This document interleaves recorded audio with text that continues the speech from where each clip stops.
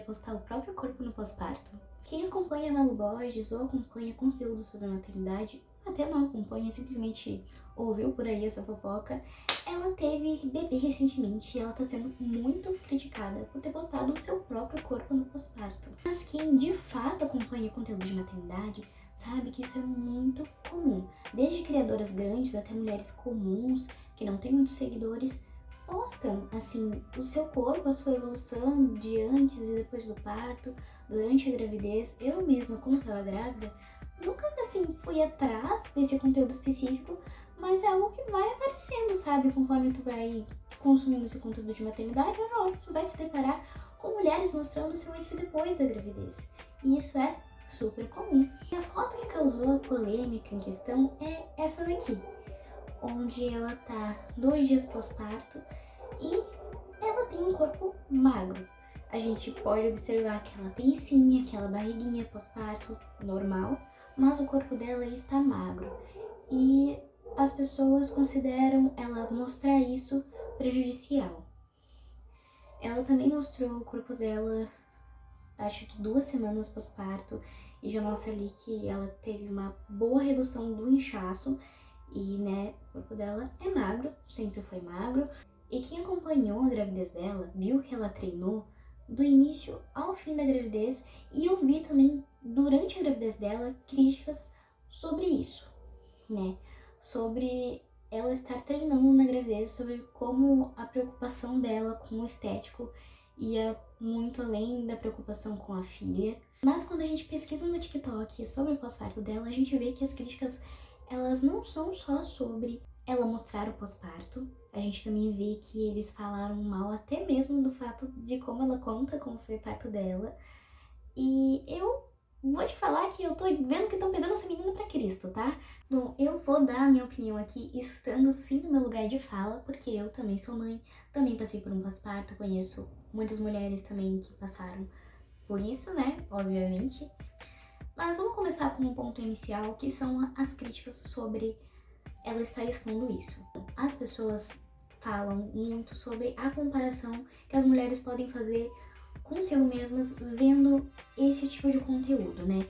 Mas principalmente vindo de uma mulher que tem muito dinheiro, que teve muita condição de se cuidar, de treinar durante a gravidez, e o que isso não é a realidade da mais de 90% das brasileiras, né?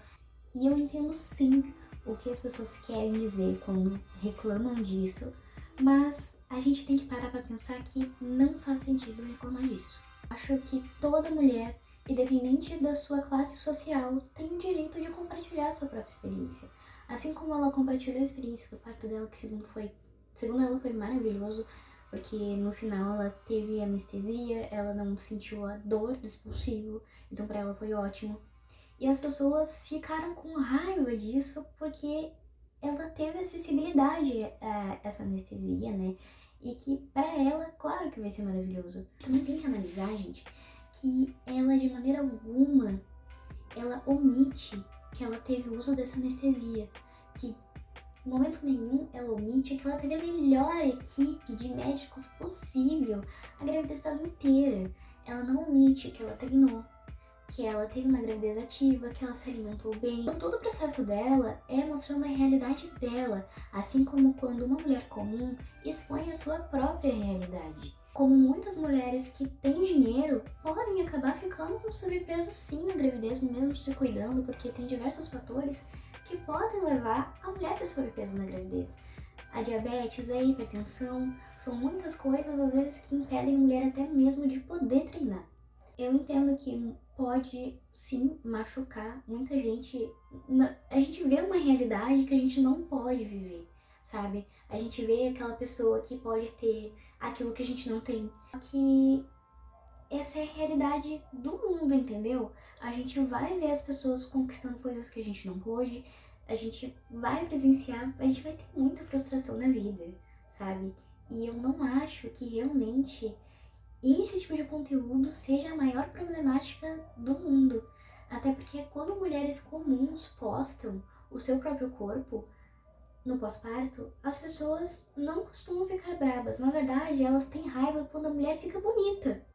Só pra eu explicar melhor o que eu quis dizer aqui, que eu achei que eu não me expressei muito bem. E eu não estou falando que existe um bonito e um feio quando a mulher sai da maternidade, mas tem o que as pessoas consideram bonito. Normalmente, quando uma mulher exibe um corpo, assim, diferente, né, do normal, que normalmente as mulheres saem mais inchadas, muitas saem com sobrepeso, acaba virando alvo de crítica por ser considerado algo irreal, sabe? Sendo que esse processo, gente, é natural. Não é que nem a Virgínia, que saiu e fez uma plástica na barriga. Muitas mulheres saem magras sem ter feito nada. Meu ponto é o ódio gratuito em cima de algo que pode sim ser a realidade de alguém. E isso eu não consigo entender, sabe? Eu sei que não é todo mundo que tem a sorte, porque a gente sim é muita questão de genética mesmo, sabe? É questão de genética, é questão de alimentação, se a tua gravidez foi sedentária ou não. Eu mesma tive uma gravidez sedentária, porém eu perdi muito peso por conta de vômitos, né? Então eu demorei muito tempo pra ganhar o peso e eu ganhei só o peso da gravidez. Então quando meu bebê nasceu, eu automaticamente voltei a ter meu peso normal. Muitos fatores que mudam o resultado do corpo de alguém no final da gravidez. E claro, isso não deve ser a coisa mais preocupante do mundo, a gente não deve assim realmente focar nisso, portanto que eu não tenho nem foto de quando eu saí do hospital. Eu não fiz nenhum registro da evolução do meu corpo. Eu evolui muito rápido. Meu corpo voltou em menos de um mês. Eu já não tinha nem a flacidez na barriga. Eu saí do hospital, eu não tinha barriga de grávida. Eu não fiz nenhum esforço a gravidez inteira, entende? E não tem explicação pra eu ter saído, sabe? Totalmente magra. Assim, claro, eu tinha inchaço sim. Só que era como se eu tivesse uma pochete, entendeu? Não era realmente aquela barriga de grávida. O meu tornozelo, gente, era enorme. Enorme. O meu pé tava enorme, parecia um cacetinho. E sabe, eu não me deixei abalar por conta desses inchaços e nem nada do tipo. Minha barriga, mas se não tivesse grande, ela tava mole. Eu me deitava e ela ficava toda amassada, parecia uma massa de pão crua. Mas se eu visse uma mulher que saiu sem nenhuma flacidez, o que é impossível, tá? Isso não existe. Eu não me compararia porque eu sei que dentro da minha barriga morou uma criança por 9 meses. Que a minha barriga ela inchou, que minha barriga esticou, que meu corpo todo inchou. Então, assim, na realidade, a gente só não deve se apegar a esse tipo de coisa. Acho que se é algo que te afeta, ver a evolução das mulheres no pós-parto, tu não deve consumir esse tipo de conteúdo. Porque eu sinto, assim, de verdade que as pessoas elas só se satisfazem vendo esse tipo de conteúdo quando vem uma mulher que não saiu tão bonita, ou que ela demorou muito tempo para se recuperar, ou que ela teve filho e nunca mais se recuperou o seu corpo original. E tem coisas que nunca mais voltam, gente. O peito cai e nunca mais vai voltar nunca mais vai voltar assim pra cima não, entendeu? Porque eu reclamava que eu não tinha nada, mas agora o que eu tenho tá caidaço. Por mais que eu não goste tanto da aparência, eu não vou me deixar ficar maluca se eu ver uma mulher que tem muito dinheiro e 2 meses pós-parto ela para de amamentar e já faz uma redução de peito. Ela já vai lá, já põe uma prótese de silicone. Eu sei que essa não é a minha realidade. Eu queria ter a condição de poder arrumar o meu peito. Queria muito ter a condição de poder arrumar meu peito.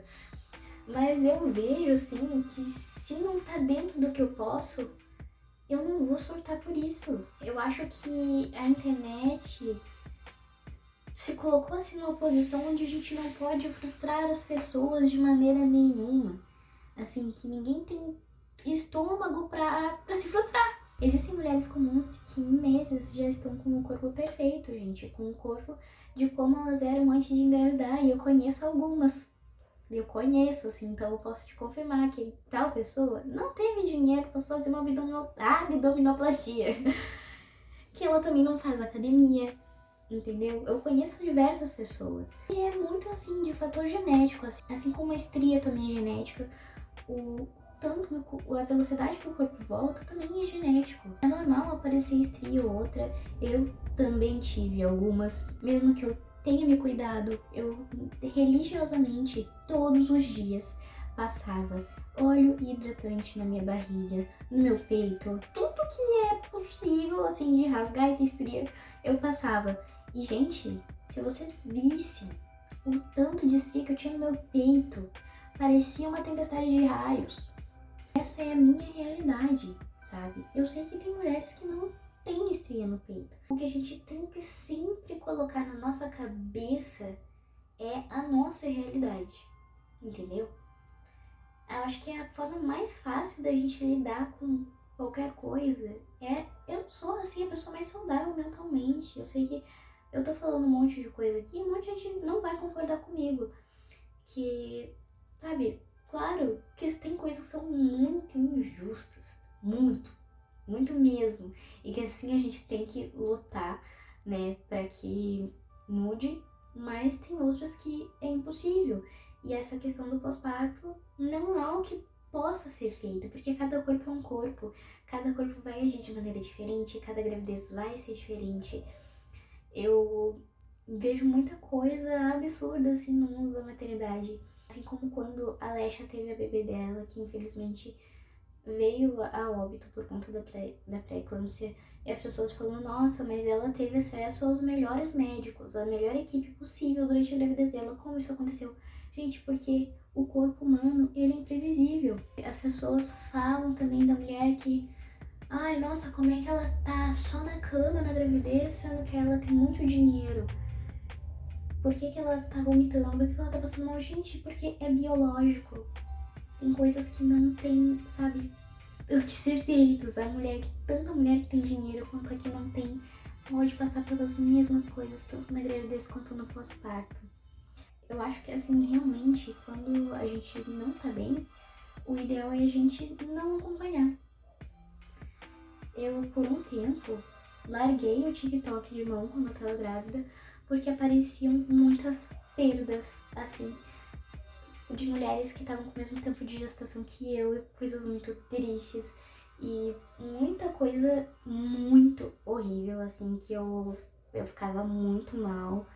E eu simplesmente fiquei um tempo sem usar, porque eu vi que não tava me fazendo bem. Por mais que eu não estivesse passando por nenhum problema assim, que nem o que aquela mulher que perdeu o filho passou, eu não tava passando, mas eu tinha medo de que simplesmente do nada acontecesse. Eu sei que é difícil a gente não se comparar quando vê alguma coisa, ainda mais quando a gente tá num momento sensível da vida, como a gravidez. O pós-parto, gente, é tão sensível quanto, se não mais, tá? É um negócio que te deixa muito vulnerável. E eu sei o quanto é importante para muita gente se identificar. E que muitas vezes a gente vai atrás de conteúdo sobre maternidade na internet, sobre esse conteúdo de pós-parto, sobre o corpo pós-parto, porque a gente quer se sentir acolhida, a gente quer ver alguém que tá na mesma situação que a gente para que a gente se sinta bem. Mas assim, quando tu quer se identificar, tenta ir atrás de rotina, criadoras que tenham ali a mesma condição financeira que tu, pessoas que às vezes a pessoa se frustra muito de ver alguém que tem rede de apoio quando tu não tem.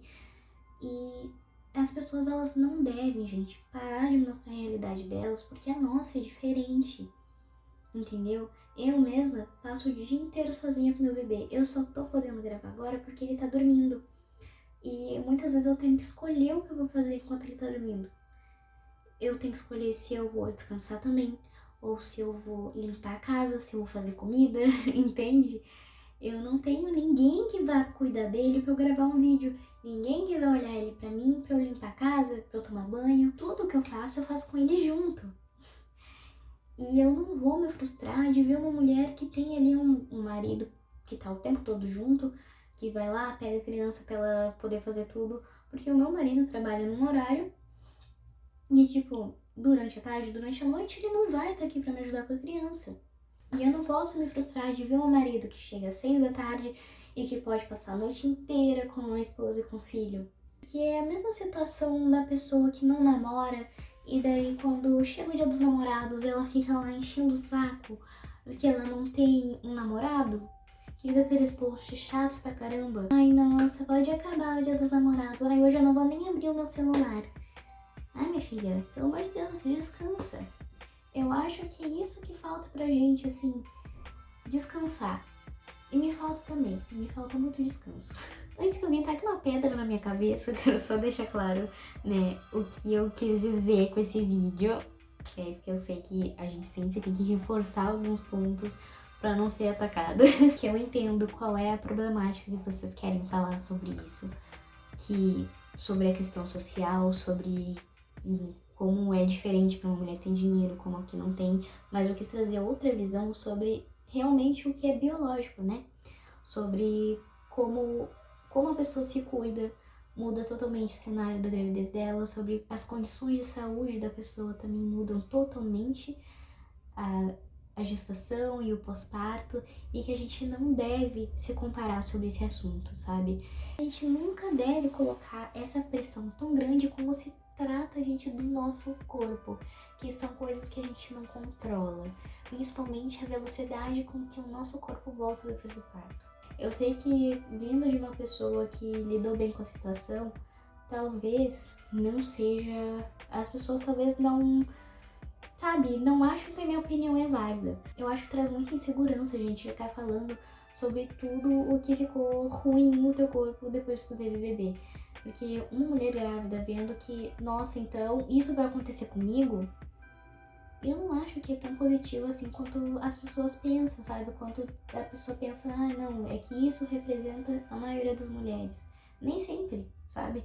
Se a gente for parar pra pensar, até postar as coisas ruins podem trazer insegurança, entendeu? Até aquilo que muitas pessoas podem se sentir acolhidas por se identificarem, pode acabar fazendo mal para uma mulher grávida, por exemplo, que tá vendo que talvez ela fique com a barriga caída, que talvez ela fique com sobrepeso, que talvez aconteçam mil coisas com ela, entende? E isso pode, sim, fazer mal para alguém também. Eu não sei se eu posso ter sido meio insensível em algum momento do vídeo, mas assim, gente, eu tô conversando, entendeu? Tô aqui conversando como se vocês fossem minhas amigas, entendeu? Então, numa conversa totalmente sincera, porque tem coisas, eu acho que só tendo uma conversa muito sincera é que a gente consegue abrir os nossos olhos, sabe? Se a gente for parar pra pensar em todas as problemáticas que todos os assuntos sobre a maternidade podem trazer, a gente não deve postar nada.